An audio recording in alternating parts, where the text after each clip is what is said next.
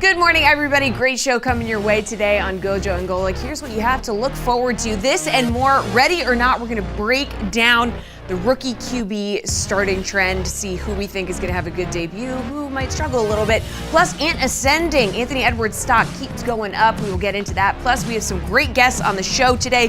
Riddick, NBC Sports' Chris SIMMS, all that, plus more. GoJo and Golic. Let's do it.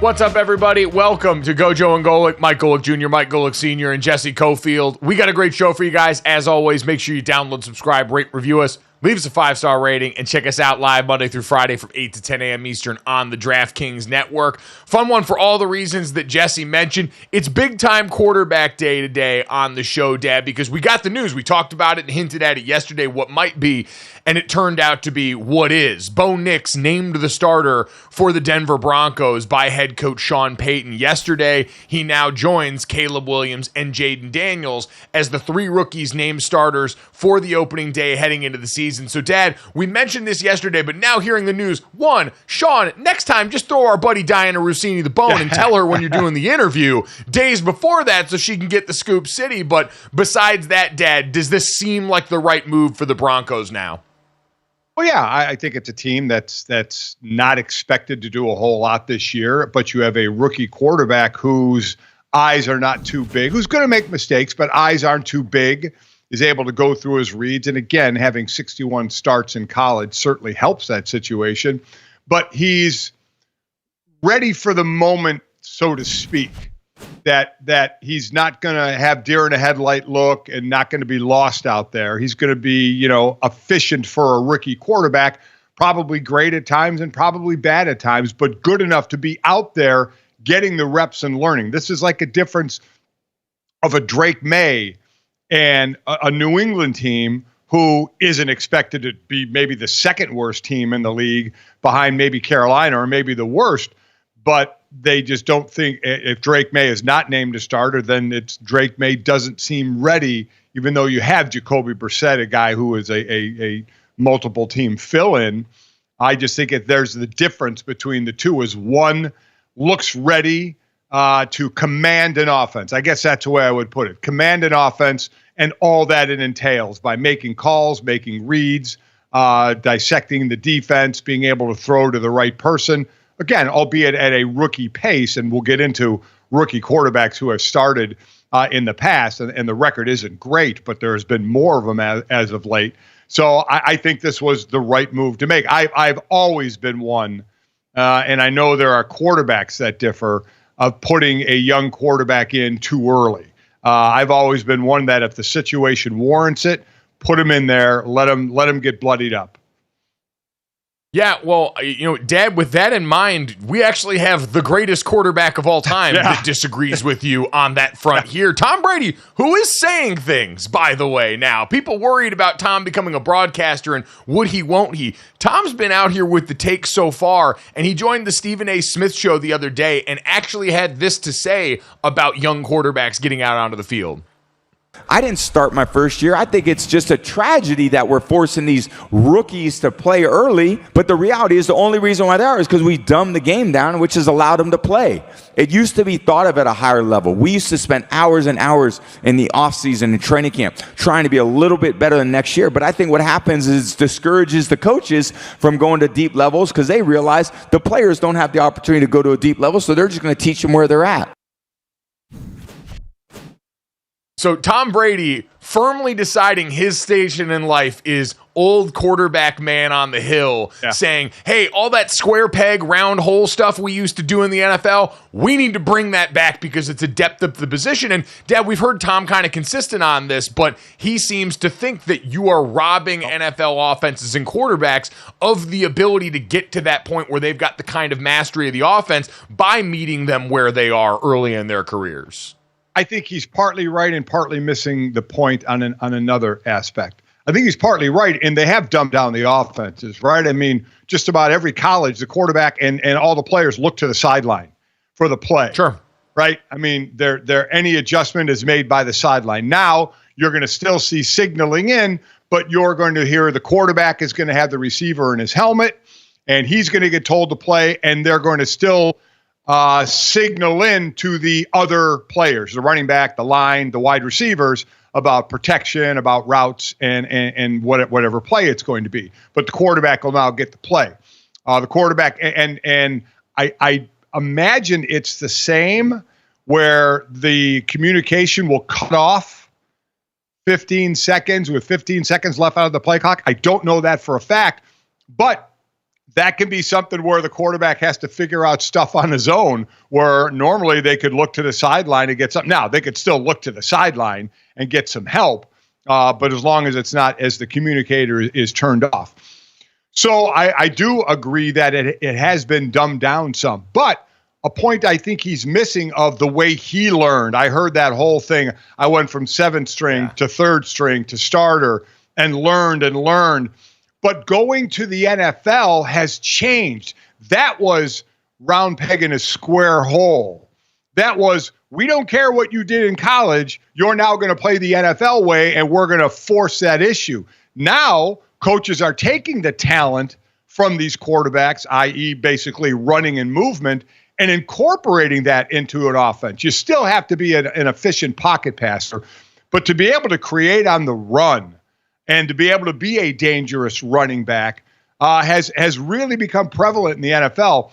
And teams and coaches are starting to use that. So they're using the quarterback's abilities they have in college at the next level. So I think he's right in some cases and misses a point in some cases.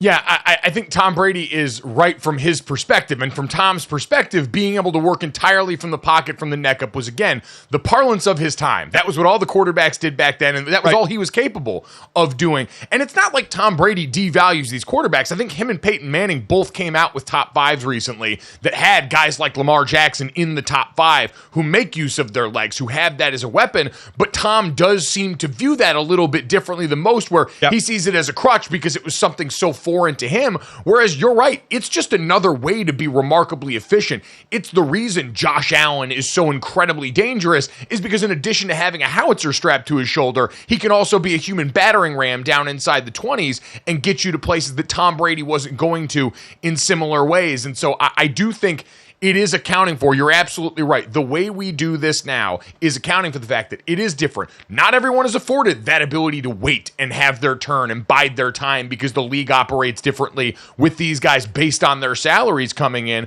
But also, when you've got these different gifts, it would be foolish not to use them, especially if it can help offset some of the other struggles your team has early. And part of the dumbing down has to do with, look at the last, 5 or 6 Heisman Trophy winners, 4 or 5 of them were transfers. So you have guys transferring, quarterbacks transferring 1-2 times at times. So they're learning new offenses. So I think coaches are realizing we have to keep it a little more simple because guys are coming in to learn our offense for a year and then they're gone. And then another quarterback is coming in to learn the offense and then they're gone. So I think that has something to do with it as well. I thought it was interesting. I saw Evan Cohen bring this up on Unsportsmanlike over at ESPN, kind of took this to the next level where he said he would think that there should be a mandatory red shirt for rookie quarterbacks going into the NFL, that they shouldn't count against the roster, that their salary shouldn't count against the cap that year, all these different things, which I completely disagree with for a number of reasons. Not everybody's the same trying to treat them like that. I remember for a while it got floated where there was a thought that the NFL might want to have rookie salaries paid out over the entirety of the year instead of just the season in the fall, because you had the 30 for 30 broke was really popular then. Everyone thought, oh, this is going to happen to the athletes. And it's like, well, hey, for those that are going to be responsible financially, I want my money now. I don't want it sitting in my owner's bank account collecting interest the entire year. Give that to me. Don't punish me because of a few cautionary tales. And I think this is much the same, Dad, to say everyone's the same and everyone would benefit from being there and sitting for a year when some of these guys need reps. We talked about Trey Lance and what's robbed him, I think, in the early going of his NFL career. Anthony Richardson, who we'll get to in a little bit, getting chirped at Bengals joint practice yesterday. is a guy who needs more reps because he hasn't played a ton of football. And so I don't think you can do a one-size-fits-all approach to this. I think every situation with all these teams is so different, and it creates this thing where, hey, it is incumbent on the coaches to understand and be self-aware, which I think is the hardest thing in the NFL, for coaches and franchises to be self-aware enough about where are we flawed and where can we go and give this player a chance for success. And going all the way back to Tom's point, I think meeting these quarterbacks where they are is about understanding, hey, this guy doesn't have the luxury based on our team's needs to sit right now. And so we have to maximize the things that they do well and try and give them a few simple things to execute. Having that mastery over a few things instead of being okay at a bunch of things going into your early NFL career and going into your early start in anything is paramount now more than ever.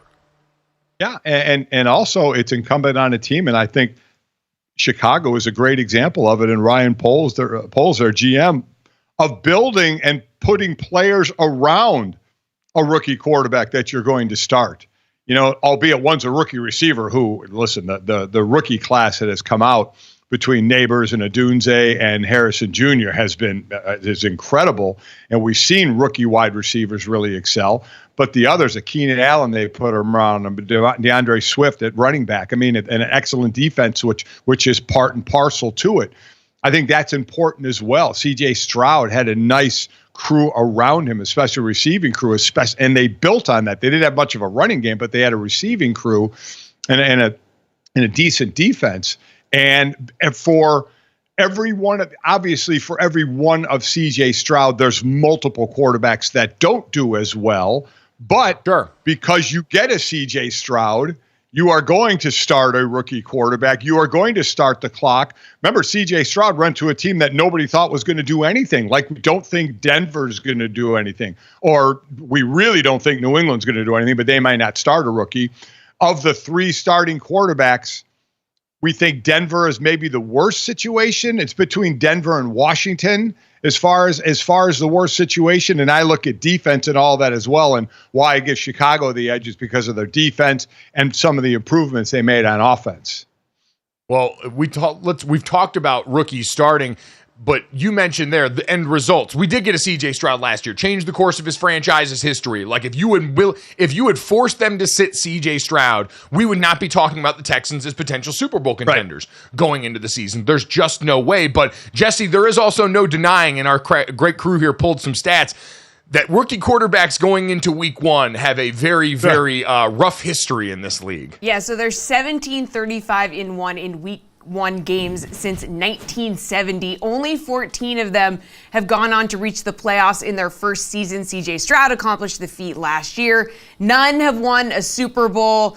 So, rookie QBs, we've talked about it being immediately thrust into action. 15 of the last 16 NFL season, at least one rookie quarterback has started in week one. The lone exception was that 2022 year, although 9 different rookies eventually started games that season, including Kenny Pickett and the Brock Purdy. Yeah.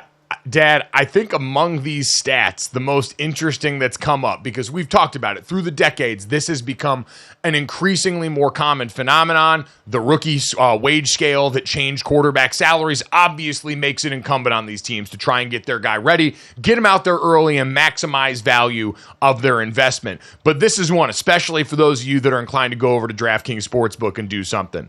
Bryce Young last year became the 12th rookie number 1 overall pick to start week 1.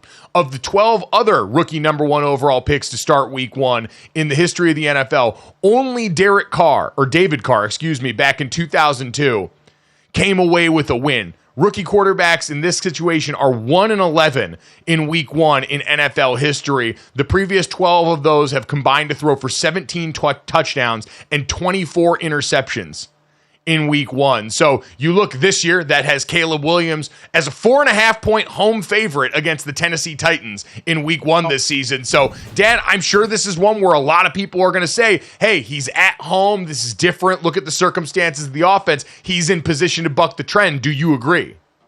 I may think that Bo Nix has the best chance to win week 1 because I look at defenses they're playing against. Tennessee is always a tough defense. Washington is playing the Jets. The Jets have an excellent defense, and Washington's offense isn't too much to talk about. And Denver is at the Colts.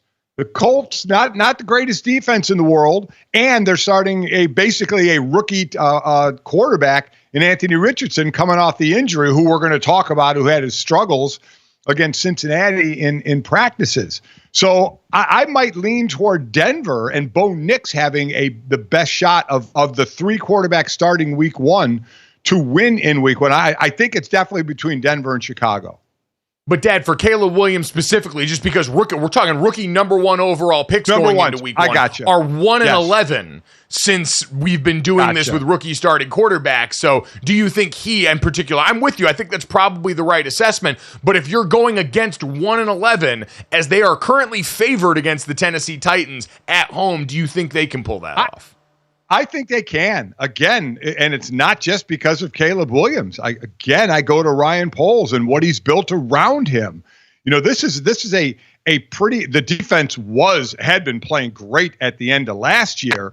So if they can continue that and to pick up offensive firepower, you do have 4 returning starters, I believe, on the offensive line. So that's really the biggest question mark. It's not DJ Moore and Keenan Allen and Adunze and not the backfield with Swift and I'm drawing a blank on who else? Khalil Herbert. So I do think, because of what has been built around Caleb Williams, I do think this could be the second win for a number one quarterback. Yeah, I tend to agree right now. And again, I understand it's flying in the face of that, but none of those games have an effect on the current Bears team. And this is a group that does have an awful lot of expectation on it, though. Chris Simms, who was said is going to join us in the second hour of the show, I'll be curious for his early assessment of Caleb Williams, because obviously we've all latched on to the big plays, but I've seen Dan Orlovsky and some others talk about, hey, here are some little things, especially with Caleb Williams, size that he needs to do in the pocket, getting the ball out quicker, all things we know are going to be part of a rookie quarterback's development. Well, yeah, I mean, the last preseason game, their first 3 series, they were 3 and out.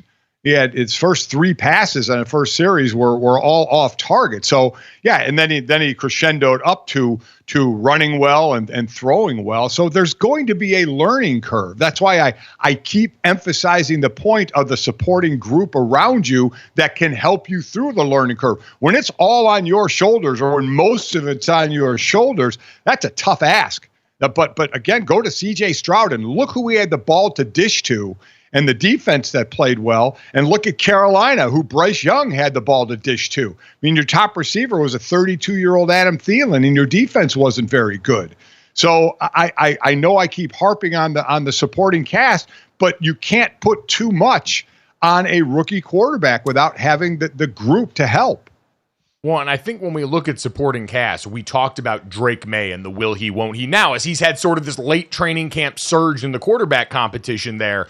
But again, even for these guys, like, we've waxed poetic about Caleb Williams and his weapons. Certainly Bo Nix. We've seen now enough in the last couple of years. The skill weapons in Denver that we thought were this great sell when Russell Wilson came over are good, not great at this point. The offensive line, good, not great at this point, but enough to try and help offset a rookie. Washington's offensive line might have the most questions, but he's got Terry McLaurin out there as a bona fide number one receiver to throw to.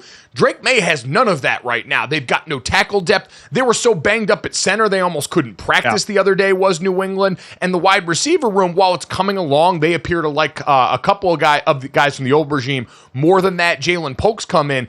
It still doesn't feel the same as these other situations. No. And so the Patriots, I think, smartly trying to guard against their own roster's ineptitude in a way that Bryce Young's Panthers last year could not, did not. And we saw the results and the fallout from that now. Dave Canales coming in to try and pick up the pieces. So fascinating to look at, but congratulations to Bo Nix. The Denver Broncos, they get started on the next leg of their journey. He becomes the first rookie quarterback to start for the Broncos since, I believe, John Elway, all the way back in the day, who now sits up and has called the shots there for a while. But coming up next, Dad, we got a great group of guests today. Louis Riddick going to stop by as we talk a little bit of NFL and some college football heading into 2024 as he gets set for his return to the booth next on GoJo and Golic.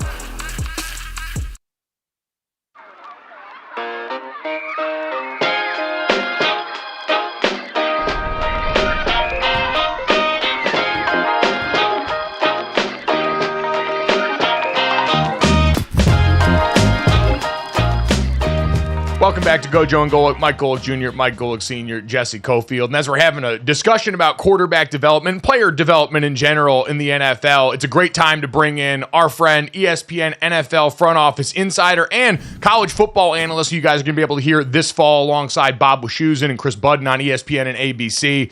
Their first game, September 2nd, coming up. Boston College at Florida State. So you're going to look at the Noles this weekend, opening up the season. But Lewis, good morning first. How you doing, man? What's going on, guys? Long time no talk. I mean, you guys are doing great. This is cool. It's great to see you guys. Thanks, no, great to see you, man. It's been a lot of fun, and it's always nice when we can visit with our old friends and teammates from over at the Worldwide Leader, and you were certainly always a favorite. And part of that is you've got such a varied experiences throughout your career as a player, as a part of front offices, and I think it's really interesting. We were just talking in the last segment. Tom Brady came out and was talking about rookie quarterback development and how different it is and what he thinks is detrimental to young players right now. Lewis, in general, what was your philosophy on rookie quarterbacks, especially, and when and how they should see the field first? Yeah, I think, look, the offseason was something that was always very near and dear to me. It's something that, as a player, Mike, I really bought into because it was something that was beneficial to me. Off seasons obviously used to be much more extensive, much more geared towards the development of players, and there was much less concern, not in a bad way, about player health and how much mileage was being put on them, as opposed to now. And I think when it comes to rookie quarterbacks, that was a time that benefited them tremendously, and something that I thought that they needed, considering the requirements of the position. And well, now, because of how things are different, how the offseason really has been collective bargained away in terms of it doesn't really exist like it used to in the past. Look, I think it's detrimental to them. I think that those reps are absolutely necessary. Tom was talking about, speaking of Tom Brady, was talking about just how extensive the education process was for quarterbacks back when he came into the league in the early 2000s, how much they drilled down on the details. And that prepared him for when he eventually stepped on the football field to execute at the level that he was able to right out of the gate. Well, that just doesn't exist now. And now, because everything has been sped up so much in terms of what the expectations are of these guys, coupled with the fact that they don't practice in the offseason, they don't get as much time as they used to, well, I guess we better all adjust our expectations. There's always going to be a unicorn that stands out, like a CJ Stroud, who comes in and just goes, hey, guess what? I'm good regardless. But by and large, we better be more patient. But that flies in the face of what we kind of expect from these guys. I think, to really go back to answering your question, look, I'm someone who believes that reps are beneficial to everyone. I love the reps. I remember when guys who were first teamers, people who I backed up in my career weren't in mini camp or weren't in OTAs. I loved it. Give me more of them. So all that did was give me a chance to kind of show who I was. So I think now with these guys, look, if they show enough competency, Mike, to get on the football field early and be more of an asset than a liability to your football team, then put them out there. There's many examples of guys who went through the lumps, endured the lumps. It didn't break them as an athlete, didn't break them as a football player, and wound up becoming Hall of Famers. Yep. Then obviously there's the Patrick Mahomes who waited a year. There's the Aaron Rodgers who waited multiple years. There's the Jordan Love who waited multiple years. I think that's going to become more the exception than the rule. So we have 3 starters. I doubt we'll get 4 in Drake May, but 3 starters, rookies to start the season, first rounders. One more on a quarterback in the NFL. We want to get to some college. Pittsburgh, not a rookie in Justin Fields, but a former high pick. How do you think that quarterback competition should end up? Yeah, look, I think, no disrespect to Russ, I just don't. I don't know if Russ can capture what he used to be. And that's okay, because that happens to everyone. And the wall, and I don't even want to say he necessarily hit the wall, but the decline happens faster and comes sooner for some people than others. I mean, we can't expect everybody to be Tom Brady and be able to play until he just decides, I don't feel like playing anymore, but I could still come back and rip you if I wanted to. So I think with that in mind, and considering, like, I don't want to draw any sweeping conclusions about how this offensive line is going to play once the regular season starts, because we all know that's fool's gold. You can get in trouble doing that. but Justin gives them a dimension that they just don't have with Russ. And I know Arthur Smith loves his potential upside. And I know upside is something that gets people in trouble. You can get people fired because you become enamored with it. But I think he has a Ryan Tannehill-like quality to him to where I'm hoping, and I believe that Arthur can maybe tap into that the same way he tapped into Ryan Tannehill when he took over for Marcus Mariota down in Tennessee. And that he can have that kind of effect on the football team, which is exactly what they're going to need in that division, man. Everybody's gotten better in the division. We'll see what happens with Cleveland. We'll see how Deshaun actually plays this year. But I think he's the one who should wind up being the quarterback there. Because even with Russ, if he had a decent year, are you going to really sign him to a long-term deal next year? And I know you can't really, the league is about what can you do for me right now? And you can't really think about that. Well, you also, GMs have to think about that. And I think that's something that's weighing on, or will weigh on them too. No doubt, a weighty decision as they continue to try and find their future beyond Ben Roethlisberger for that franchise and get back to winning Super Bowls here. Lewis, we mentioned you're getting ready to start another fall back in the college football booth. Called some great games last year and with a great crew with Bob and Chris Budden this season. I saw this offseason, guy from your days as a player, and Deion Sanders brought you in out in Colorado to talk to their guys. That's a program that gets a lot of noise and a lot of people talking about them publicly. Seeing under the hood there, covering that team last year, what stands out to you most about that program? Do you think what Deion's doing can be successful? Yeah, because look, Mike, I mean, there's been plenty of teams that have really, really jumped into the portal hard and have reshaped their teams by and large and had a lot of success doing it. And that it's just that maybe the way in which they talk about it, maybe the personality of the coach, maybe everything that surrounds the football team is a little bit different than obviously what Deion brings to the table, because Deion's one of one. He's different. And I don't say that in any way, shape, or form in a bad way. I'm an unabashed supporter of Deion, a teammate of his. So I'm that's not what I'm saying. But look, we're going to cover a guy next week, the team that's playing your alma mater this week, Mike Norvell, who reshaped Florida State through the portal. Maybe not with wholesale changes the same way Deion has done it 2 years now in Colorado, but he's done it. And this football team was 13-0 in the regular season last year. Lane Kiffin has mastered the portal. And I can tell you, after seeing them last year in the Peach Bowl against Penn State, this team is loaded for bear this year. They're going to be a problem.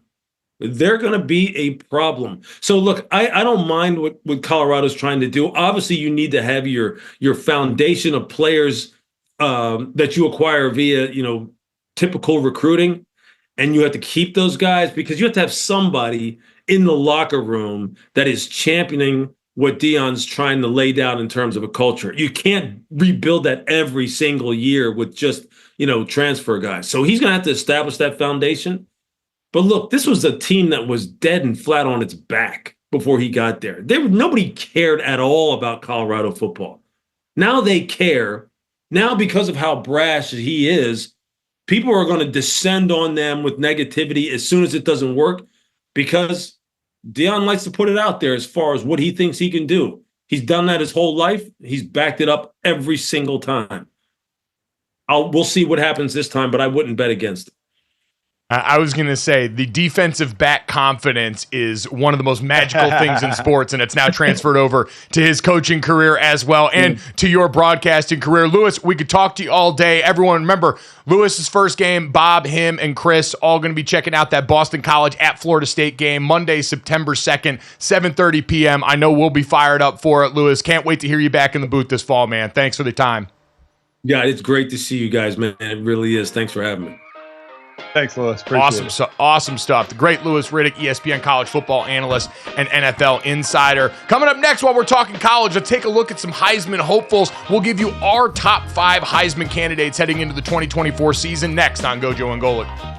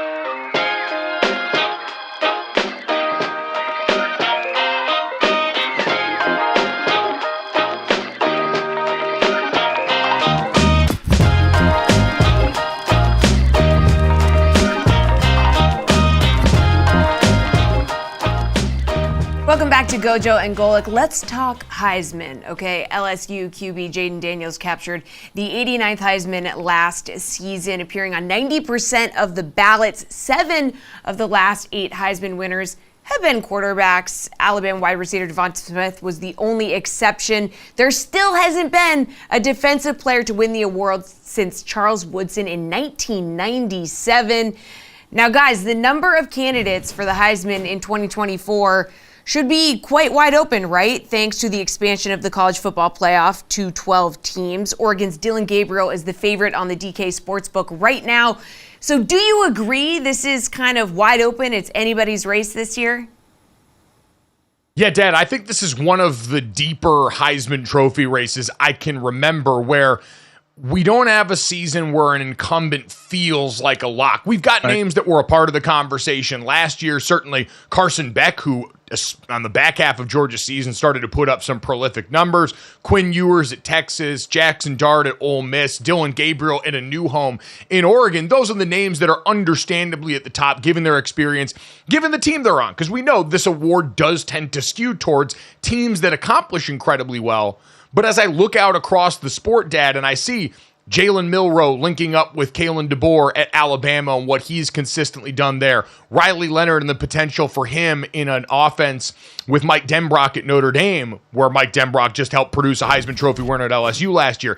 Avery Johnson at Kansas State comes in with a ton of promise. Miller Moss, you can get a USC quarterback under Lincoln Riley at plus 3,500 on DraftKings Sportsbook to win the Heisman after we just saw him go dumb in a bowl game last year. So that's what I mean, Dad. I can keep going on down this list, and with a lot of these teams, I can see the potential for a good enough season where Jesse's right. You can attach potential playoff team, as we're talking about them in November, in that 11th, 12th spot, that all of a sudden, in the minds of people, bolsters the resume a little bit and could have more people accessible to this award. Yeah, and remember, it's a regular season award, so it doesn't go into playoffs. But you're right, more teams to make the playoffs. Listen, I guess just like the NFL MVP, this is kind of like it's a quarterback award. So it kind of skews that way to me. It kind of leaves a bad taste in my mouth. But I understand it's the most important position on the field. Really, there's probably 2 non-quarterbacks that you would put it as. I didn't see the list that was up there, but I would imagine Travis Hunter and Ollie Gordon, the running back from Oklahoma State, have to be 2 of the non-quarterbacks that are up there. Other than that, it's going to be the first non-quarterback on the board is Travis Hunter. He's at plus 500 right now, just behind Penn State's Drew Aller at quarterback. And then behind him is Cade Klubnik at Clemson. And then you get to Quinshon Judkins at Ohio State, Ollie Gordon at Oklahoma State is the other non-quarterbacks that are up on that list. Yes. And won't be a defensive player. As Jesse mentioned, Charles Woodson, 97 was the last one. I think Ndamukong Suh got ripped off, and he should have been one. But you're not going to get a defensive player to win. So I do think it's at the quarterback, and I think I guess as comfortably as can be with kind of the number of people involved. I think Dylan Gabriel is the favorite and should be the favorite. I think he's going to put up some big numbers. So I would definitely have him as my number one.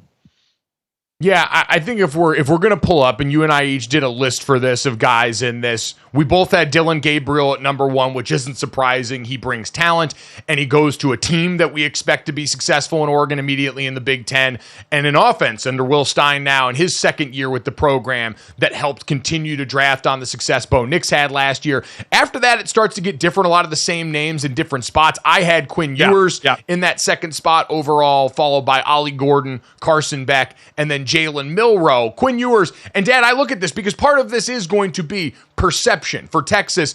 Your hockey line changing all your skill players. JT Sanders at tight end, the 3 great wideouts in that room. You've got some running back injury. And so he's got an offensive line to protect him. He's got good transfer receivers in there, but he's the name brand around there in a Sark offense that lets the quarterback go and rip it. So if Texas in year 1 in the SEC has success, it's going to be because this dude made it so. So he's got the opportunity. I think same with Ollie Gordon. Again, it's kind of like picking a fantasy back, Dad. I'm looking for someone that's not going to deal with the timeshare.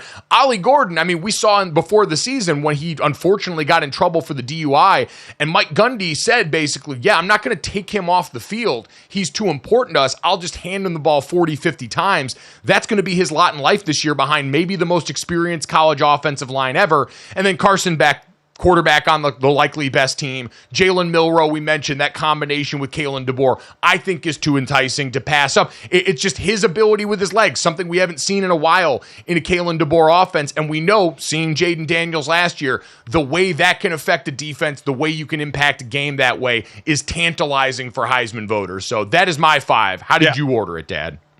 Yeah, again, we have 4 of the same names, just different order. I do have Dylan Gabriel, number 1. I have Carson Beck, number 2 from Georgia. Quinn Ewers, 3. I think all 3 are going to throw for big time yards, and these are going to be big time playoff teams as well, leading their teams to the playoffs. And 4th, I put Travis Hunter. I mean, I just think he's in the minds of the voters already. Kind of like Carson Beck is already. I think Travis Hunter is, and he's asked to do so much on the field, and he's going to do so much on the field. And now I don't expect the team to win more than 5 or 6 games, but I expect him to have a monster year. And like I said, he's in the minds of the voters already. And then 5th, we had the same number 5. I have Jalen Milroe. Won't throw for the yards that Gabriel Ewers and Beck will throw for, but he adds the running factor, as you mentioned, what he's able to do with his legs, and where Alabama will be first time out of the top, 3 or 4 in the AP, and first time for a lot of where they're not listed. But, they're still Alabama, even though it's a different head coach now. So you expect them to be in the mix, and if they're going to be in the mix, Jalen Milroe is going to be a big part of it. So we have 4 of the same names, just different order. Our non-quarterbacks, mine's Travis Hunter, yours is Ollie Gordon. I agree. Ollie Gordon's going to get handed the ball a lot. The one thing I'll say is load up a defense to stop them, make them throw the ball to beat you. So we'll see. We'll see. I believe Ollie's going to have a big year though, but and there could be other candidates that find themselves in the mix, like Dart from Mississippi.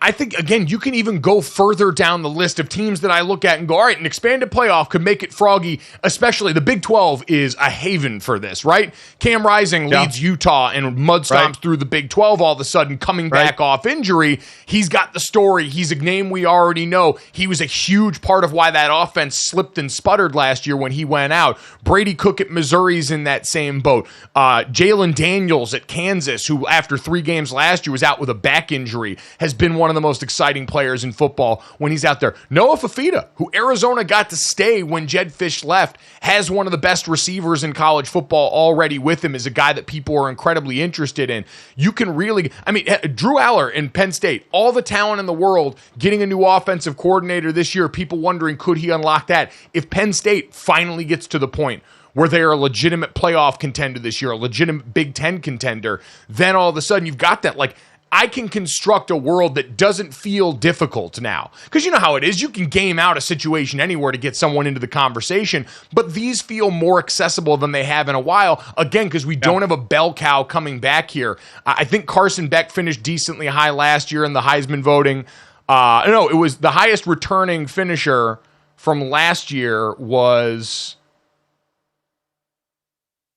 I think, Jalen Milroe. So Jalen Milroe was 6th in the voting last year. Ollie Gordon was 7th in the voting last year. So of the returning Heisman vote getters, those are the 2. Oh, wow. I did not realize that. I had thought Beck was up there a little bit, but he wasn't. But still, I think in the minds of the voters as well, leading what people consider the best team or the second best team in the land. I agree that it's open to more, but I do think by the end, we're going to get to the players that we have listed. And we always hear about it. It'll be interesting as we get closer to the season. Heisman moment, starting to look at schedules and see who's going to have the opportunity on the big stage late in the season to send their message to voters. Coming up next, though, one NBA star has sent a message early on, and apparently the execs were listening. Next on GoJo and Golic.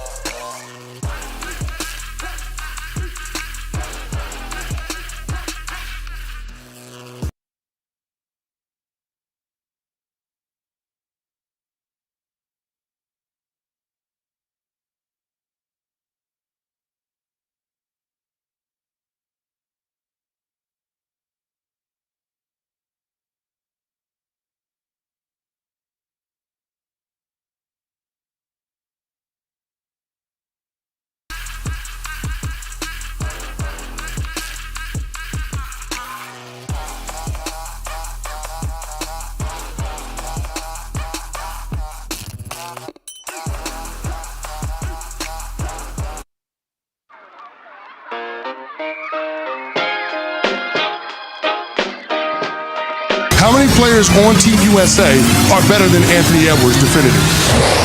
I don't know that there is one. He's got the whole world in his hand. He's got the whole world in his hand. Anthony Edwards, the swag about him is authentic. In his hand. He's got the whole world in his hand.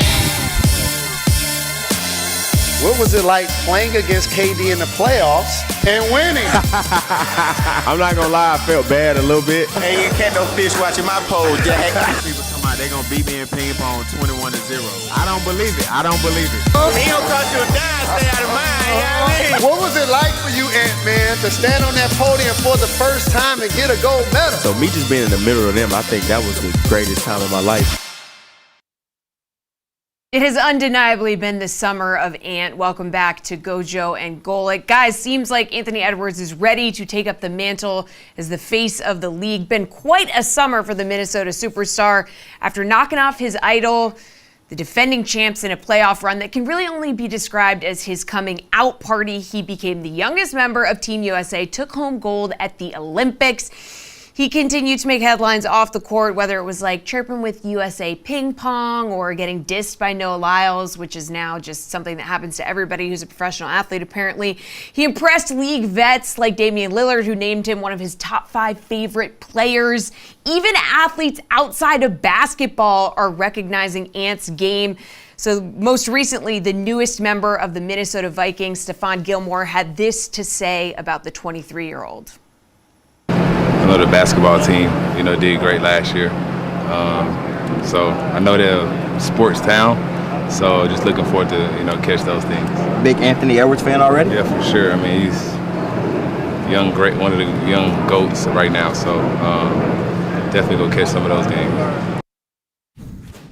Yeah, young GOAT because he's only 23, you guys. That makes me feel like I'm 1,000 years old. Like, no matter how you slice it, he moves the needle. Is anyone hotter than Ant right now? No, and Dad, it's amazing looking around the NBA as we've sort of talked about the aging out of our favorite superstars. We mentioned this last postseason, a second round, no LeBron, no KD, no Steph Curry this year, which felt like foreign territory. And then we were gifted what Anthony Edwards had given us.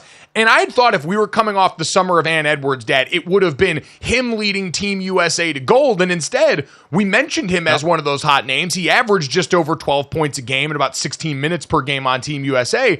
But it was still decidedly LeBron James, Kevin Durant, and Steph Curry as the stars for that. And yet, as we point the calendar now towards the new NBA season, you look at the number of national televised games that the Timberwolves have gotten, 3 last year, jumping up to now 18 this year, 5 last year, jumping up to 18 this year. That jump of 13 nationally televised games added, one of the biggest in the NBA, and high this year in the NBA, just speaks to how much more people want to see of this guy. So, Dad, do you think he's ready? Is he ready to take that next step now and move up to being one of the mainstays and not just a newcomer on the scene? Oh yeah, in an era where talk is king, he talks the talk and he walks the walk. He covers both areas. He's an incredible personality who has no problem speaking his mind, and I don't mean in a bad sense, but he has, except for one case, which I'm going to get to, which was ridiculous comment that he made. But he's young. I mean, a guy born in this, 2000s. Geez, oh man, that's just that's just amazing. Jesse makes you feel old. How do you think that makes me feel? But no, I think he's ready to be one of the players. I don't know if he'll be the face of the league, but he is certainly one of the players that is the face of the league because of his youth and because of his really jump to stardom. But listen. I've been accused every now and then of being old school, but I'll stick up for every old school player here. His comment about the Michael Jordan era is one of the dumbest comments I have ever heard in my life. He should have stopped. He started by saying, I didn't watch it back in the day, so I can't speak on it, the talent back in the Michael Jordan era. Anthony, you should have stopped. You should have stopped after you said that line. Okay? I didn't watch it back then, so I can't speak of it. Button it after that. Period. End of sentence.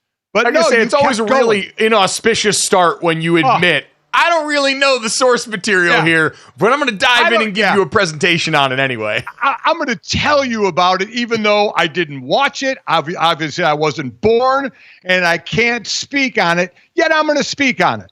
His quote, they say it was tougher back then than it is now, but I don't think anybody had skill back then. Jordan was the only one that really had skill. You know what I mean? So that's why when they saw Kobe Bryant, they were like, oh, my God, but now everybody has skill. That is one of the dumbest. I wouldn't even dignify that with going through the list of great players in that era and before to even try and justify that there's even an ounce or a shred of truth to that statement. It is a ridiculous statement. And again, he should have stopped after he said, I didn't watch it back in the day, so I can't speak of it. But he couldn't help himself, and he went on to say one of the dumbest things I heard in a long time. So, Dad, if I can try and maybe interpret a little bit for my friend Anthony Edwards here, I do think there is a perception that as the NBA of the 80s and 90s is always lionized for this physicality, and the modern game is called soft and bash in all these ways. There's so much infighting, by the way, that happens in basketball. It is amazing watching this sport continually tear itself apart with old against new and new against old and everything in between for this sport.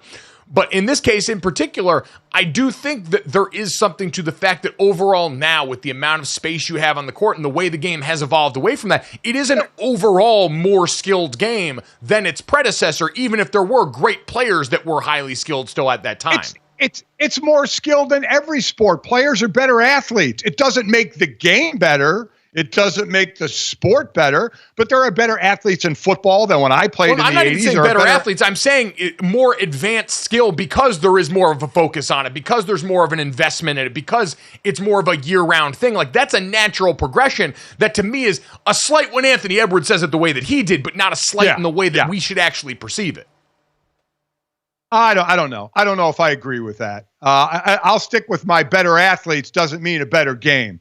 But, I mean, right off the bat, Jordan, Magic, and Bird, three of the greatest players of all time in that era, not to mention Julius Erving a little before that, then into that era.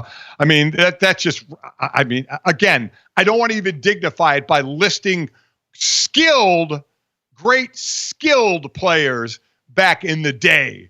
So I thought he went over his skis on that one. But you know what, Dad? I think this is it. Anthony Edwards is one of the young NBA players that's willing to go out there on a limb because his ability allows him to go out here and talk. His opinion matters to his peers. He generally does have a respect for his elders. We've seen that in the way he revered LeBron and KD and Steph and those guys on the Olympic roster. And so I think you combine that with, I saw NBA PR put out that Minnesota's Anthony Edwards had generated more than 100 million video views across NBA social and digital platforms since the start of the NBA playoffs, which was second behind only LeBron James in that run. The attention economy is going to be interesting for him, and I think Victor Wembanyama as the two North Stars for the NBA going forward. This has nothing to do with his popularity, his ability to say things, how many times he's viewed, how great he is as a player. That's separate. I'm not putting those two together. I'm just picking this one thing as a ridiculous statement that he made, and how it came across, I should say. But no, in the day and age we are of social media and views and all that, I mean, he has got it. He is it.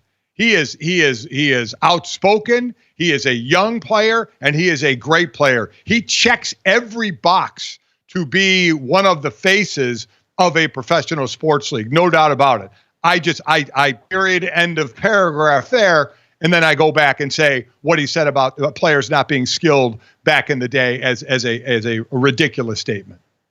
I am very excited to watch the world where in the Western Conference, potentially him, who has already ascended to have his team in contention status, and Victor Wembanyama, who this year we're hoping take that next step, can be two guys we watch duel on that side of the sport for a while because they are both so young, so gifted in very different ways. But in Ant's case, he's got the personality, and certainly a lot of people always clamoring for that homegrown American superstar seem to have found it, and the NBA is banking on that this season.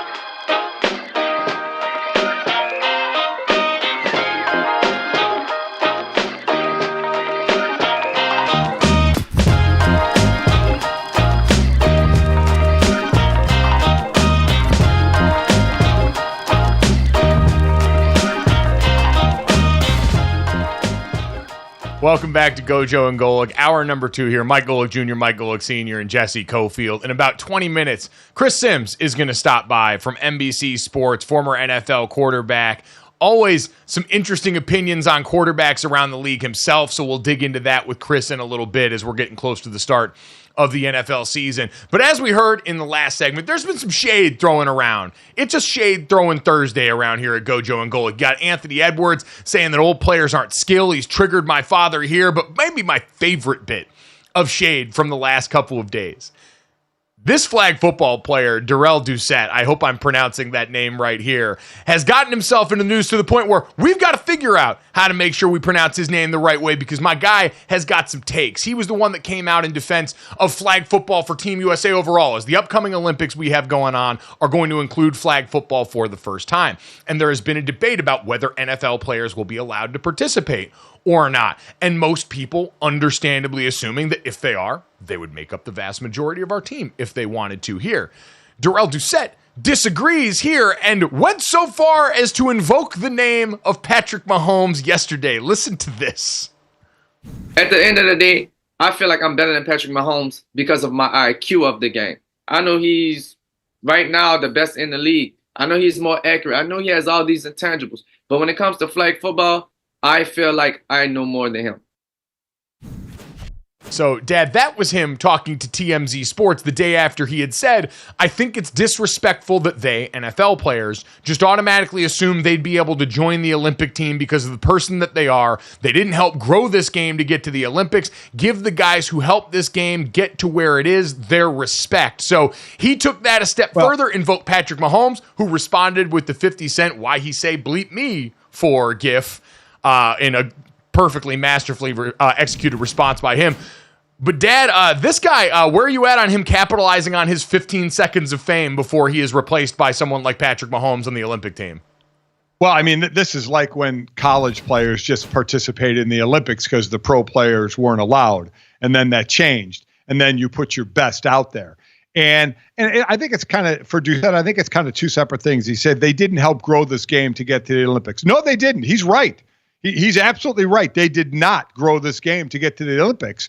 But once you get to the Olympics, if you in fact decide to put your best players out there, there is no doubt that the NFL players, I know it's flag football, but it's receivers and a quarterback, I think they could figure it out, would be better than the flag football players that are out there now.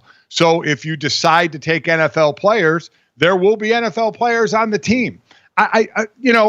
I know we're giving Doucette a hard time because he brought up Mahomes' name. I mean, that I think he may even admit that was a mistake. But he also has a lot of confidence in his ability to lead Team USA.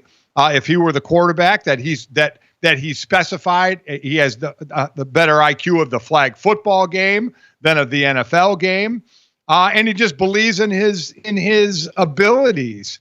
I think it's just someone who is just, like I said, when it was just amateurs going into the Olympics, trying to hold on to that amateur status to represent the Olympics. But then when they turned it pro, I could see the amateurs getting all up in their feels saying, wait a minute, we're the ones, like he said, we're the ones that grew this game. We're the ones that finally it got recognition to go to the Olympics. We have been busting our asses to get to grow this game, and it has grown. Flag football has grown a ton. I'm on the board for USA Football, which oversees flag football and is very obviously important in the 28 Olympics in the selection process.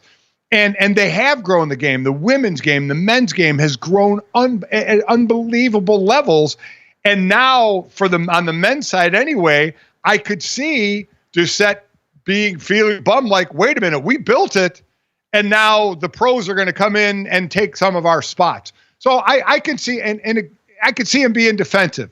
But again, bringing up Mahomes' name probably wasn't the best move in the world to do. Listen, of course he's going to be defensive, but at the end of the day, sorry, you don't get a ribbon for participating. Like, at the end of the day, like you said, we're going to put our best players out there, and that's going to be that. Also, I'd like to point out that this man is 35 years old. He's 35 years old. How old is he going to be at the Olympics? He's going to be 39, okay? So if he really thinks he's still going to be able to get out there and compete with some of these young bucks from the NFL, I find that a little hard to believe. Find that a little delulu, okay? And that's his reality check. Who should I make it out to, Queen? All right, in the words of Jules LeBron. There we go. We bring that one back. I told you that was going to catch on, and that had some potential here. And you're right, Jesse. I think overall he's trying to more stick up for the guys that have been a part of the program here. Because Doucette, he has been around here. He helped Team USA win. He's been with Team USA flag football since 2020. He helped them win gold at the 2022 World Games, the 2023 IFAF America's Continental Flag Football Championship, which that's a mouthful, but they won that too. And basically, in the larger version of this, went on to talk about here are some of the differences rule-wise between flag football and real football and all these places where he thought these guys could help improve. But I am reminded of the quote, if you love something, let it go. If it comes back to you, it was yours all along. And if it doesn't, then it never was. That's kind of the point these guys are at where, hey, if you take pride in the fact that you helped build this thing up, great. But at some point, you've got to recognize that the most capable hands to take it to the next level might not be your own. Some of them might be. Maybe some of these guys could because not all the NFL players will be interested. But, Dad, it's like anything else where so many of these athletes at such a high level, I've said this for years about handball too, if you really wanted to introduce a larger pool of more skilled athletes to this, I have a feeling some of the old guard would find their way ushered towards the door. Yeah, and I could see them being bummed because they're the ones that built the program. So I could see them. I mean, Jesse, I get what you're saying. Life isn't fair, all right? It's a meritocracy. We're taking the best players, and if all players are eligible, well, some of you guys that built the program may not be the best at it. But there are different rules and different variations, and that was what Doucette was talking about. But I think NFL players could probably pick it up and be able to adapt. So I think overall, the biggest mistake was bringing up Mahomes, or if it was brought up to get into the have a better IQ than Mahomes in flag football. If that isn't brought into it, because that immediately just kind of makes you chuckle, and just a fact for a guy that's sticking up for his sport. And I can understand that because of what they've put into it, and now they finally get to ring the bell and go to the Olympics. And if NFL players are able to go in the Olympics, some of those guys won't have a spot on the roster. Yeah, and you know, like we said, that's life, and life is unfair. But I just want to know where this man's friends and family are. Is somebody gonna talk to him? Like, is somebody gonna be like, "Hey, man, you shouldn't"? That's what I want to know. Okay, because I can assure you, the original comments where he was just that he already got blasted on, and then he went and doubled down. I mean, somebody step in and have some words with your buddy here. Hey, man, it is an entertainment and engagement economy, and this man knew the right words to make sure that he got what he was looking for and got his shine before he is shown to the door there. Can't knock the hustle on that one, even if it's a poor choice. Chief social media team, you are on the clock. You better have something clever ready as a rebuttal once we get going with padded football here in the upcoming weeks. Patrick Mahomes has had to deal with plenty of shade already. From his vantage point this offseason, he's getting thrown darts by flag football guys. He was number 4 in the NFL top 100, which I'm sure is going to come back to bite the rest of the league in the ass. But Jesse, on a very different level of shade thrown at quarterbacks, sounds like Anthony Richardson had a tough one out at joint practice the other day, man. This is ugly. Yeah, so basically some drama came from that joint practice. Anthony Richardson was struggling, and the Cincinnati defense had no problem rubbing that in. So corner Cam Taylor-Britt yelled to fans in the crowd, is that all he does is run? So just like getting the crowd involved, doing some taunting. Yeah, talk about catching strays here. Does this give tonight's game like any juice? Probably not, right? But it was kind of funny. So, Dad, it was interesting.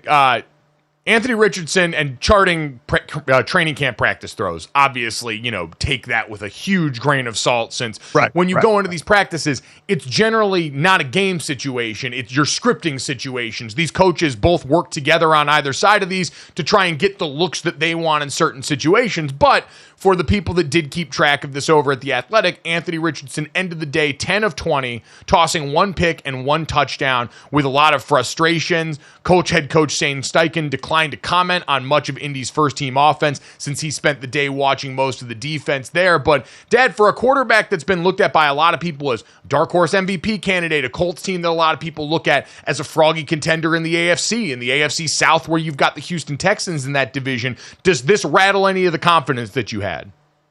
Well, I mean, for Anthony Richardson, I think the pride factor will come out to show them, and he's going to get some time in this game, to show them that the Bengals guys were wrong in what they were saying.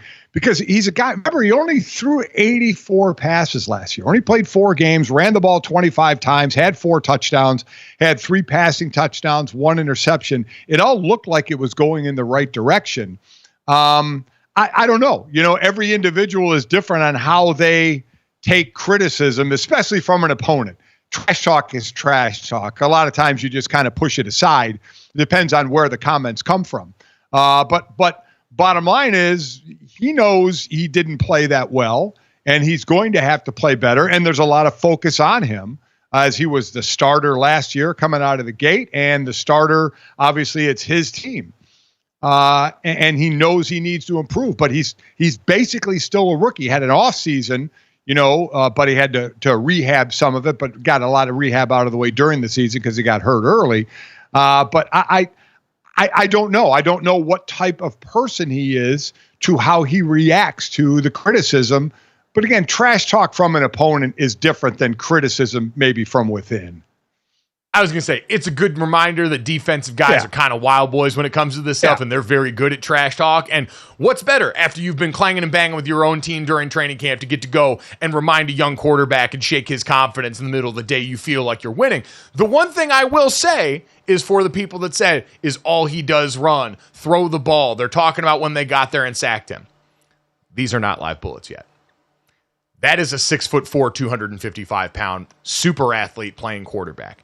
There is going to be a time when you're going to have the opportunity to try and sack him in the pocket. Right. And we'll see how it goes. There's going to be a time when Geno Stone and some of those guys in the secondary have to see him breaking through to the second level and see what they're going to go in the open field. And then we'll see what it looks like. So we talked about this a little bit with the Tom Brady stuff early on, about quarterback development early on and the way he views it. For Anthony Richardson early on, the takeoff and run button is probably going to get used more often than they want it to in the future. But it's a tool in his bag, and it's a damn good tool. So I do think that not having that portion of his game accessible at this point in time probably changes the picture a little bit, and so I wouldn't overreact too much to this.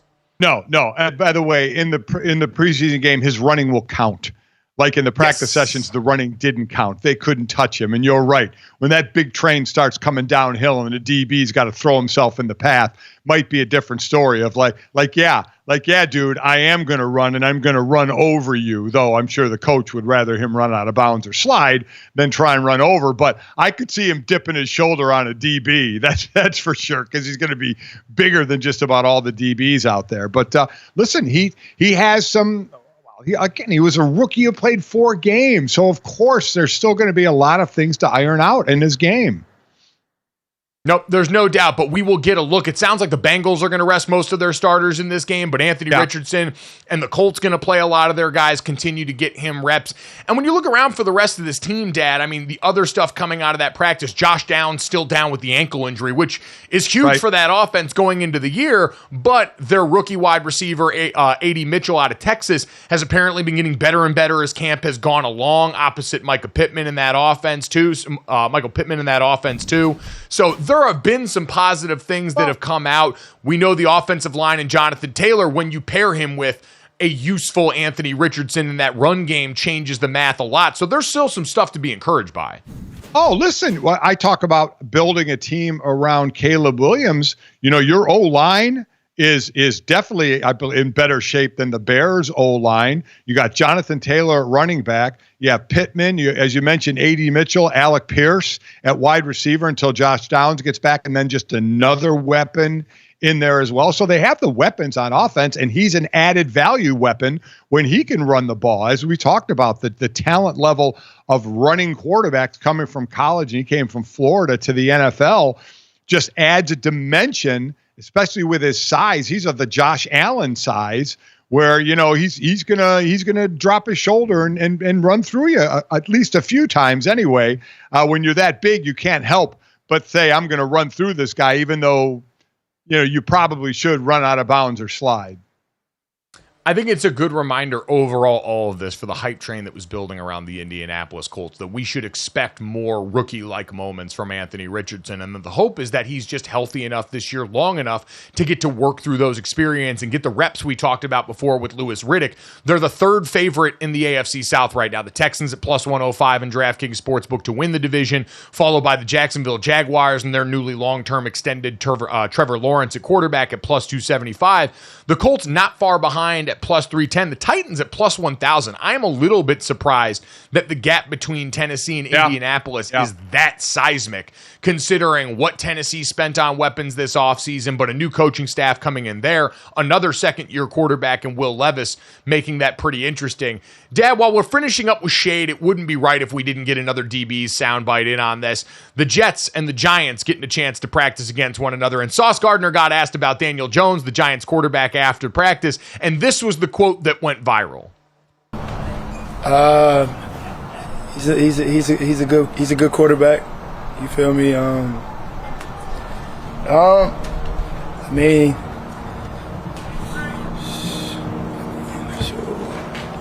mean, the competitive periods, it was very competitive, man. It was great. Like, I had fun out there today, I don't really know what to say. That is defensive backs and their abilities to just so naturally be card-carrying haters is one of my favorite things on earth. I would give anything for the kind of confidence that just so naturally lives in the body of a defensive back. Dad, you were a defensive player, a defensive lineman. I know probably not the same bravado, but man, you got to be around a lot of this goodness, and it's so beautiful. To talk on the defensive side of the ball, listen, I had Seth Joyner, Jerome Brown, Byron Evans, but really Seth and Jerome, they would talk. It's one thing to talk, but then it's another thing to back up your talk, right? I had no reason to talk because I was just trying to keep my head above water for 9 years.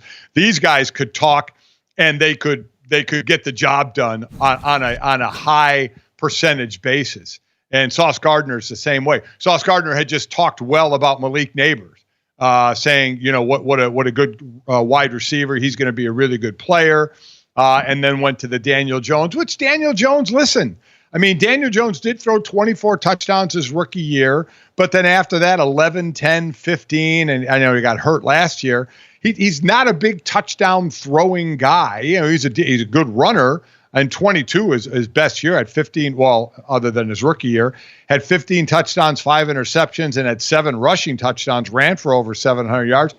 But he kind of is what he is. He's not going to throw for a lot of touchdowns. He can be damaging at times running the ball, but you just don't get the feeling that you can put the game on his shoulders, right? And Sauce Gardner said he got distracted by something else in that answer, and that's why there was the pause. But I don't know if anybody really believes that. And I think for Daniel Jones, I think the thought is he is just kind of what he is. A good quarterback, not a great quarterback that can only take you so far depending on what you have around you. Yes, I think that's the ceiling that he has to show us he can break through during the course of this season before anyone's really going to believe it or run to it otherwise. And so, yeah, Sauce Gardner, who had plenty of complimentary things, by the way, to say about Malik Neighbors, which should continue to give Giants fans something to be excited about this season, because it seems like everybody who lays eyes on that dude is like, different, special, great, going to make the Giant season at least a lot more enjoyable in that regard. We'll see if it translates to doing what they drafted him to do, which is help find out if this quarterback in the last real money year of the contract extension he signed is going to be the one they walk into the future with, or like we saw in the offseason Hard Knocks, going to be the one they work feverishly in the draft to try and replace. We'll wait and see that. Coming up next, though, Chris Simms going to join us from NBC Sports to take a look at some of these quarterbacks and the rest of the league next on GoJo and Golic.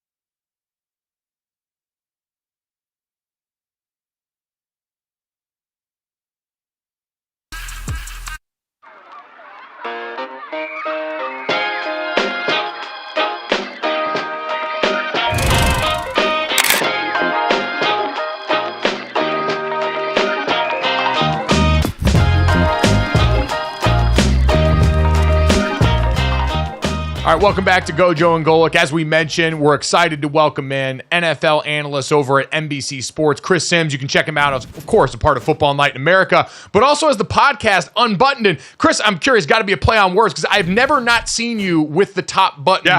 When did that become the look for you, by the way? When did you decide that was going to be the thing? Well, it was like when I was working at Bleacher Report, I kind of was like, all right, I think I'm going to just make this my look, right? We always had to wear these collared shirts. Sometimes I didn't like how the buttons were situated. I was always a guy that did button the top button a good amount of the time anyways, because when I was young, when I was like 16 and 17, I was growing so fast, I was a little self-conscious about my long neck. So I was like, no, this makes it look not as long. Let me do that. And then you know how it is. You need a little look for TV or whatever else. So I went with it. And then, yes, it's a play on words, because when you listen to my pod, I unbutton my mouth. I say crazy stuff. I swear. And you guys know me. I don't hold back my opinions very often. So that's where it kind of all meshes well together. Yeah, I love that. What was, you had your shirt all the way buttoned up and wearing shorts in an airport. Keeping your look on the upper half. Well, no, I was going to say, I never told you about that, Chris. I saw you in passing briefly, not enough to say hi. I was in a rush in the Atlanta airport, and you had a button-down shirt all the way buttoned up and like basketball shorts on. Had you been doing television from the airport that day? No, I don't know if I don't think I was. You know what I might have been doing that day? I can't remember exactly what we were doing. We were in Atlanta.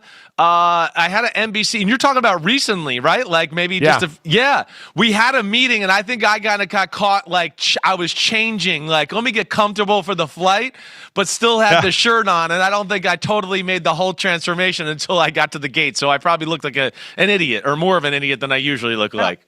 It's the television bullet just in real life for everyone to see. Yeah, right. Business I am wearing on pants top, right now. party. Yeah, business on top, party below. There we go. All right, so we got 3 rookie starting quarterbacks in week 1. Seems to be the trend as of late. And so your thoughts on that, also based off the Tom Brady comments that basically saying it's a tragedy of playing these guys early, and now we have 3 more playing early. Well, yeah, the 3 are special, right? They were my top 3 in my draft quarterback rankings, because I just think they not only have the physical tools that you guys are witnessing, but they know how to play quarterback, right? It's more than just like, oh, he's got a great arm and we'll work with him on the other things. Like all 3 of these guys that are starting, that was what jumped out to me. It wasn't just like, oh, they have special attributes. They have special attributes, plus they know how to play the position. So I'm not shocked that they're starting. I thought they'd be ready to go, and they all 3 of them have been phenomenal in the preseason. Off of Brady's comments there, listen, I understand what he's trying to say. I don't know if I totally agree with how he laid it out, right? I do think we're in a different age of quarterback and football altogether than we are 20 years ago, 25 years ago, or when, Senior and my dad played in the 80s and all of that. First off, there's no such thing as, oh, we can wait and develop a quarterback. That's just very rare now. Everybody knows, wait, we want him out there now. Hey, this head coach might be fired in 2 or 3 years, so we got to get him out there and get him playing. College football has become simpler, right? Because of that. And because of that, I think that college quarterbacks and college offensive players are behind the 8 ball as compared to where they might have been 15 or 20 years ago. I mean, you guys watch college football. Most every team, it's the same offense. We run the spread. That's what we do. We're going to get our guys in space. So I think that's hurt the development there. And then I also think some of it is just the pure talent of these guys has changed the game, right? Mahomes, Josh Allen, they don't need 74 checks. They're like, wait, if the box is light, give them the handoff. If it's not, throw one of those sidearm lasers down the middle of the field and do that. So that's where the game has become a little more simpler, but I think it's become more cutthroat, the business, everything there.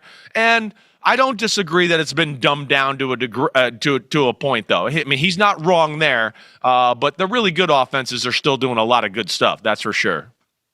As far as the rookies coming in, you mentioned those 3 special. They're getting ready to go. Those were your top 3 guys. Drake May in New England, he's been making a push as of late, it sounds like, in camp. But what was your view on him coming out? And do you think he's a guy we'll see get on the field this year? I wouldn't be shocked if we saw him get on the field. I don't think he's ready to start. I had him last out of all the guys that were drafted in the first round. There's things that need to be worked on with Drake May, right? I think they're saying all the right things to play the political, like, look, we made the right pick and it's a competition here, right? But he has shown me that there's no way he's ready to play through the first 2 games. First off, they didn't even play him really in the first game. That's weird in itself. I'm not alone with that. I had coaches all over the NFL like, what? Drake May's raw and needs work, and they only let him throw the ball 3 times in the first game? That kind of tells you they're scared of what he might do. And then the second game, there was a little improvement, but I don't think it's starting quality improvement. And if I'm Drake May, I don't even know. Do you want to start for New England to start the year? Right? I mean, to me, I'd like, hey, let's let the team get a little go and let's get the offensive line. Let's see if we can get a run game. Right? So I don't think it makes sense for either side there. Drake May's got some things to work on, and I think him sitting on the bench and learning and polishing up a little bit will do him well. Where there was truly a competition and still going on in Pittsburgh, as Mike Tomlin hasn't named the starter, Russell Wilson and Justin Fields. Where do you think that one ends up? It is a tough one, and you're right. It is a true competition there. I tend to feel like Justin Fields gives them the best chance. I do, right? Russell Wilson is a better passer, okay, but I don't think by enough of a gap or a margin to make up for all the other stuff that Justin Fields can do. First off, Justin Fields is a little bit more of an aggressive decision maker, and then we know his ability to run. He's the best running quarterback in the sport right now. I don't look at the Steelers as being a high-flying juggernaut offense through the pass game. I look at them as going, wait, our offensive line is a little better. We're going to run the ball. We'll be tough. You know, hey, a quarterback like Justin Fields, the quarterback design runs, play defense. And I do love that Justin Fields puts it on the line all the time. You can say what you want about his throwing and all that, but man, he plays hard. He tries to win. I feel like with Arthur Smith on offense and Mike Tomlin and how they play, Fields fits the style of what I think Pittsburgh could be at their ultimate best. So I favor Fields to be the starter there right now. That situation people obviously have talked about a ton. I want to talk about a couple situations. I don't feel like I've gotten a ton of run during training camp. We got about a minute and a half left here. The second-year quarterbacks. Everyone wants to see C.J. Stroud's follow-up, Anthony Richardson coming back off injury. If I were to ask you to bet between Will Levis and Bryce Young as they get set to go into this next season as starters right now, who would you be more comfortable saying is ready to take a leap? Will Levis. I got to see it to believe it with Bryce Young, right? When I go back and do my quarterback rankings and all that type of stuff at the end of it, and I watch film, man, there was moments of Bryce Young where he was overwhelmed. It was hard to watch, right? It was like, ooh, you know, we all go by the look test to a degree, and it was like, that doesn't look that good. Will Levis does some things that are extraordinary. Big, strong, very strong arm, good runner, better than I thought he would be. Really, I'm not going to lie about that, and has better control of the ball. But yeah, I like Will Levis's upside a lot more than I do Bryce Young. I got questions about Bryce Young. Yeah, going to be very interested. Brian Callahan comes over in his time in Cincinnati with Joe Burrow. Very different offense than we expect him to likely run with Will Levis based on some of those skill set differences, no doubt. But lots of interesting stuff. Chris, we could sit here and do this all day with you. Again, everyone, check him out. Football Night in America, the podcast, Unbuttoned, and maybe debuting the TV mullet in an airport near you somewhere. Chris, we appreciate the time, man. Thanks. Always good to talk to the Golics. Hope you guys are good, and have a good weekend, guys. Definitely. You too, brother. Thank you.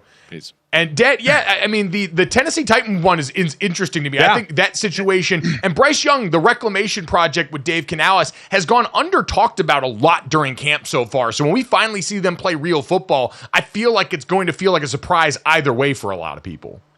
Yeah, I'm not sure the Tennessee is getting the love maybe they should. I guess losing Derrick Henry, adds to that. And starting Will Levis, kind of a wild card and seeing where he's going to progress. But I'm surprised they're down as far as they are on their odds in the division. It's just so much new. Again, Denard Wilson comes over, part of that Ravens coaching tree on defense taking over. Brian Callahan, the offense different. It's so much new around that team that maybe it is hard to prognosticate. But again, a distant fourth in terms of the odds in the AFC South was a bit of a head scratcher for me, considering how up and down it's been for Indianapolis and Jacksonville behind Houston.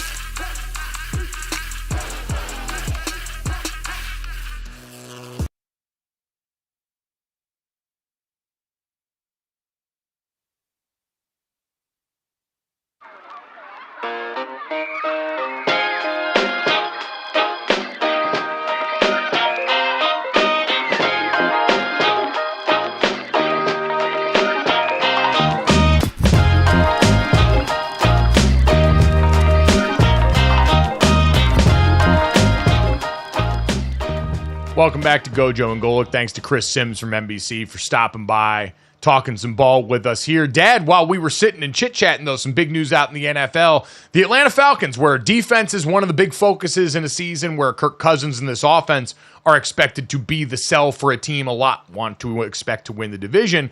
They go and signed their standout former draft pick, AJ Terrell, to a 4-year, $81 million deal that includes $65.8 million effectively fully guaranteed, the largest guarantees ever given to a cornerback on a 4-year deal. The phrasing is always important because, man, this is agents trying to make sure their client sounds like they're getting a win. But however you slice it, Dad, you look here, I saw Shefty tweet, in terms of the highest paid cornerbacks in history on a per-year basis, he's now second behind only Jair Alexander, who also got paid this offseason. We've seen Tyson Campbell get paid, L'Jarius Sneed get his payday with the Titans, Jalen Johnson and the Chicago Bears. So it's been a great offseason for pass catchers and the people that defend them, largely getting the deals that you would expect given the importance of these positions. If you look at what Atlanta's doing, I mean, right? They're going for it. Obviously, extending Terrell. You brought in Justin Bates last year from Cincinnati. You brought in Justin Simmons this year. You traded for Matthew Judon. So they are throwing all their eggs in the next couple of year basket for sure. So a good signing by them. Raheem Morris working on that defensive side of the ball. And now with Kirk Cousins leading to a very potent, on paper, it certainly looks like a potent offense with the receivers and the running back situation. So they look like a team that's in a mediocre division looking to take control of that division. We still don't know. We don't know that it's between 3 teams. We put Carolina out of this. It's between Tampa Bay, the returning champ, and New Orleans and Atlanta. But Atlanta is setting themselves up nicely for the now and for the future. Yeah, I mean, listen, Terry Fontenot's from that New Orleans Saints regime where the salary cap wasn't real for so many years, so they're going to spend the money if they think they've got the window, and they'll worry about later. But AJ Terrell was a former first-round pick for them. He's 25. He was best season was 2021, second-team All-Pro that year, got his hands on a lot of footballs. And we know last year got back to closer to that. I think they're still waiting to see that fully fledged 2021 version again, but this a clear bet that, hey, on a defense that needs to improve, we want to make sure we keep the guys we think we can play in the building and build around them, while Raheem Morris comes over and wants to make sure, head coach with that proclivity on that side of the ball always wants to make sure his house is in order there.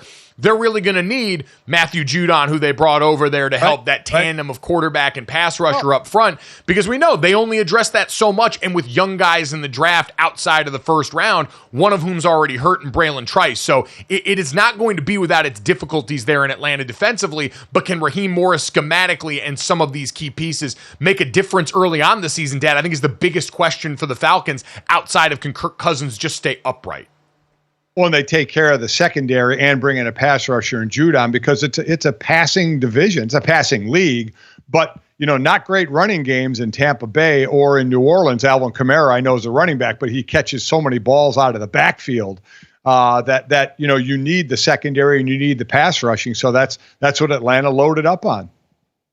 Yeah, they did. As you mentioned there, obviously this offseason, they had Jesse Bates there already, who was one of the better safeties in the league. Yep. Justin Simmons signs that 1-year, $8 million deal. So they are trying. They're doing what they can with what's available to them to try and maximize a season in an infinitely winnable NFC South. So we'll see if they'll be able to pull it off, but congrats to AJ Terrell on that one. And this is what you love to see. Teams rewarding their draft picks for going out and performing at a high level and trying to continue to build around their young guys. Dad, speaking of building blocks, we mentioned last week, this week, the WNBA season back rolling along in the home stretch towards the postseason, and has been headlined this year by some of the young stars around the league. Caitlin Clark, a blistering pace coming off the All-Star and Olympic break, as was her counterpart Angel Reese, who will be tied together at the hips from their college time there, but Angel Reese setting double-double records as a rookie already in the WNBA.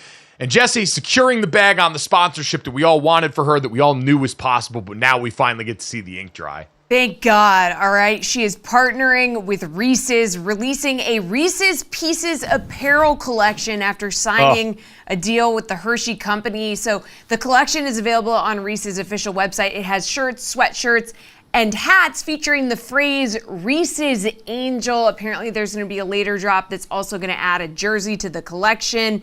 So GoJo, you're our candy connoisseur here. Are you copping this? Are you copping the apparel? Oh yeah, this is the must cop for the summer. And I think as importantly as that, because looking good while you eat good is always a hallmark of, how I want to live my life. Clearly, fashionista over here. But this does put to bed, I think, Dad, the weird faction of people. I don't know if either of you guys are these people that were the Reese's Pieces crowd. It's Reese's Pieces. This should put it to bed once and for all, should it not? Right. Yes, it definitely should. And that this was a no-brainer, right? I mean, she already has the Reebok by Angel, the apparel with Reebok that she's donning. And now, it's so funny. I'm in New York, and the hotel I'm staying at, when I walk out the door and make a right, the next store over to me is the Reese's store. And I had to walk by it quickly. I mean, just everything there is to be in Reese's Pieces and Reese's, everything. So you got to go over there. You can build your own giant Reese's cup there. They'll let you fill it with a bunch of different stuff. Dad, we need you. I understand the irony that, you are type 2 diabetic, and I don't want to ask you to do things that are going to be bad, but maybe just go over there and take a gander. No, it's dangerous. You're GoJo. asking me to. Come on. You're asking me to. He can't have one bite. You're asking me to. Yeah.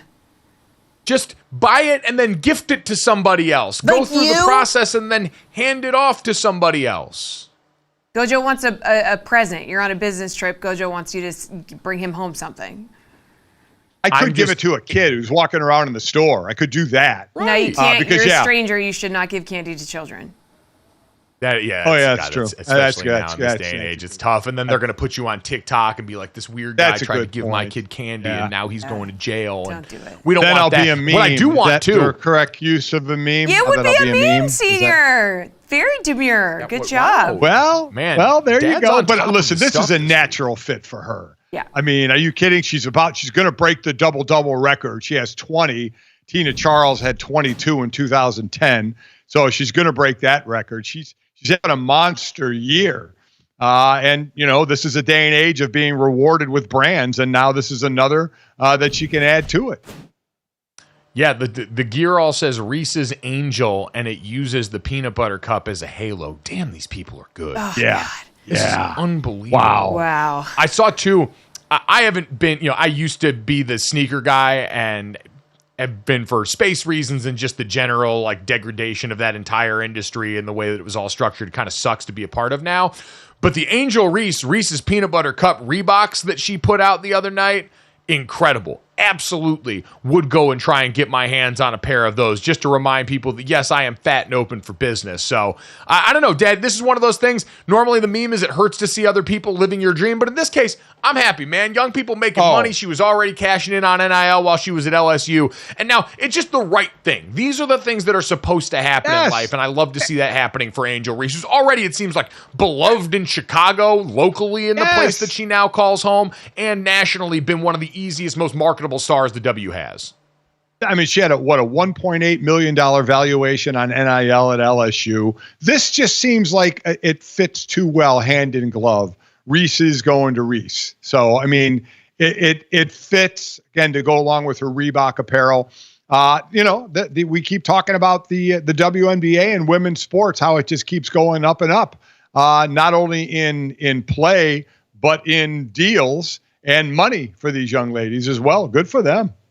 Yeah, just being a part of the popular zeitgeist, being a part of the popular conversation, having your athletes be in the news like this for all these reasons, I think is just a continued sign of the growth and health of this league. We said that's a brand deal that makes a ton of sense. So congratulations to AJ Terrell getting his money. Congratulations to Angel Reese getting her money in the most understandable brand deal of all time. Coming up next, I'm going to tell you about a food combination in the media that makes absolutely zero sense, but I'll hear them out next on GoJo and Golic.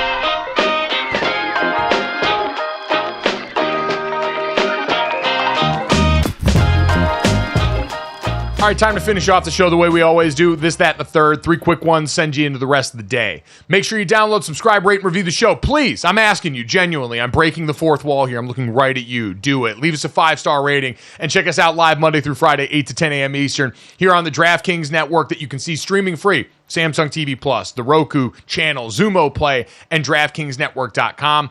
If you miss us live or our great guests, and shout out to Louis Riddick, ESPN NFL front office insider and college football analyst, for stopping by, and Chris SIMMS, NFL analyst over at NBC Sports as well. You can catch those interviews wherever you get our pod or right here on YouTube as soon as we get done with the show. And guys, let's get to this. We're a show that does stream on these platforms here, and we're a gambling company originally. DraftKings got into the content game, as have a lot of gambling companies over the years. That's something that's become more normalized. I was not ready to see that Chick-fil-A is looking to start a streaming service right now. The fast food giant is now apparently and aggressively starting to try and launch into the entertainment space. They've talked to a number of different production companies about creating some studio shows to create family-friendly shows, particularly in the unscripted space right now. And I didn't know this, that apparently other companies like Lyft and like Airbnb had already started producing content too. So, Dad, are you going to watch Chick-fil-A TV? I so don't understand this. I just don't.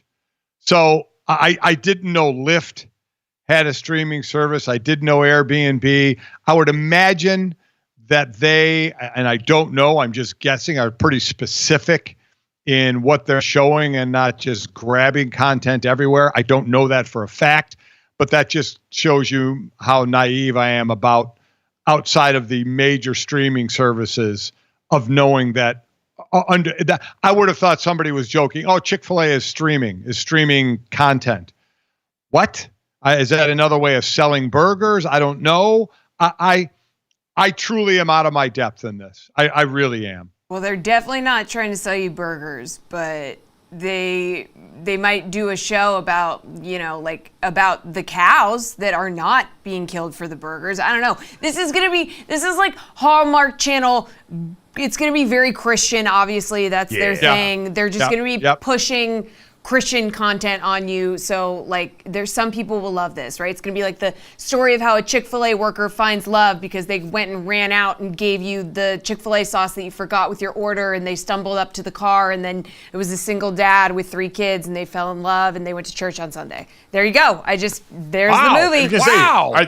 Bring Jesse Cofield on as your creative director, Chick-fil-A, you cowards. Because, Jesse, I do think, by the way, you also handed them game. They've already got a little bit of a narrative universe with the cows. Like, building around that, not the worst strategy. You could go the animated route. Kids love that stuff. Happy now cows. You're selling them chicken sandwiches. Because the one I would most want to see, if now we're just getting these random people that want to decide to make content, what we need is the folks at Dr. Pepper to just take the Fansville cinematic universe and expand it out into an entire sitcom. They've done a masterful job of it over the years with college football seasons. And so now I would take that one and say, I'd like to see that expanded out over some serial, episodic season. That would be fun for me. More fun than whatever the chicken people are about to do. Yeah. Yeah, I'm in. Well, I mean, they've already done content for their site, including stories of Evergreen Hills, a series of short animated films. Again, I'm lost in all this. I won't be watching any of this. I don't see any reason to. But listen, they're a successful company that I'm sure knows what they're doing, trying to diversify. Let's see if it works. I have no idea. Or maybe this is going to be like when IHOP tried to pretend they were going to sell us burgers, and they're going to brush this under the table quickly and get away from it. Jesse, let's get to that young Raiders fan going viral for being sad. Yeah, so Nick Walters of KTNV asked a young Raiders fan about the upcoming season, and his response is going mega viral. If you're so into the NFL, you know your Raiders, I can tell right here. How are you feeling with the team this year? We're not going to the Super Bowl. I already know it. We got a realistic Raiders fan here. This is odd. This is the first interview I've ever had like this. The Super Bowl chances are not good, but what is it going to take for the Raiders to have a successful season, you think? Not to get arrested. Okay, that's definitely an interesting one. I would agree with that. Yeah, getting someone in prison, that's going to hurt the chances. He's not wrong, you guys. He's not wrong. But, I mean, this type of like hardened response, zero optimism about the season, that usually comes after years. But this kid, he's ready. Kids are exposed to the internet way too early now. They're too smart. They know too much. This kid's probably been watching all 22 cut-ups since he was like 5 years old. So, Dad, they are hardened by society and life in a way that none of us ever had to deal with before, and it is terrifying to see what they can now become. They said the hardest thing to work with is kids and animals, and that reporter, Nick Walters, seemed to be thrown a little bit, by the quick answer of they're not going to the Super Bowl, and then the answer of not get arrested really threw him. He didn't really have a comeback for that. So you never know what's going to come out of the mouths of babes. That's for sure. Yeah, they do say the darndest things. My first internship, I was at Notre Dame my 5th year. Instead of taking classes that summer, I did an internship with the summer camps group, and I was doing the video content for them. And so all it was interviewing kids at summer sports camps at Notre Dame. And you learn very quickly, like my dog there was going through right now, you got to have about 11 questions ready to go, because you don't know what kind of answers you're going to get. You don't know if they're going to talk for very long, and they might just say, hey, we need the team to not get arrested for once, and now pick at some things that are way too close to home for that Raiders franchise. So I empathize with the situation, because there really is nothing like that crucible of working. Dad, you got to work with animals a bunch, and Golic's got it, right? I did. I got to work with animals of all kinds. I did a blooper show where I worked with animals as well. The good thing about that is when you tape something, you can edit it and you can leave out the bad parts or make bloopers out of the funny parts that you can do here. Here, there was really nothing to edit. You were either going to run this interview or you were not going to run the interview, because the answers were so short. You were just either not going to do anything and not even say you interviewed a kid, or you were going to play it and just let people watch. I'm excited to listen to that kid's podcast that pops up inevitably in like 6 months, or hear him at a Raiders press conference. That feels like our destiny at this point. Jesse, let's get to the third and finish off the show with some happy trails for an MLB legend. Yeah, fare thee well, Joey Votto. He has announced his retirement, 6-time All-Star, 2010 MVP in the National League. He's 40. He made the announcement he retired. He had a short video on social media Wednesday night. He had a longer written post. He said, I was myself in this sport. I was able to be my best self. I played this sport with every last ounce of my body, heart, and mind. Thank you for everything. Guys, Gold Glove winner in 2011. Just an amazing career for him. And, we're all happy that he got to retire, and now he can ride off into the sunset. Yeah, he was a 7-time on-base percentage leader in the National League. He did have one regret, that he didn't get to play for his hometown of Toronto. He wanted to play for Toronto this year and play some games for them in front of family, in front of his country, as he said. So he said he was a little saddened by not being able to play in front of his home country. But this is a guy that always had the big personality, right? For so many years in the league, was a good player at times, a great player, but just always had the big personality and was a fun guy to watch.